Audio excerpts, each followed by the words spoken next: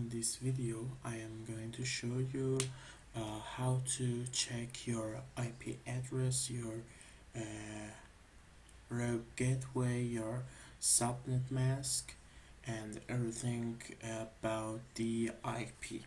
For that, you go to command prompts, you type ipconfig, then as you can see IP version 6 address, temporary IP version address 6, link local IP version 6, IP version for address, subnet mask, default, gateway. It's very useful command in command prompts you can use. Please subscribe our channel and like our video. I hope you enjoyed this video. Thanks for watching.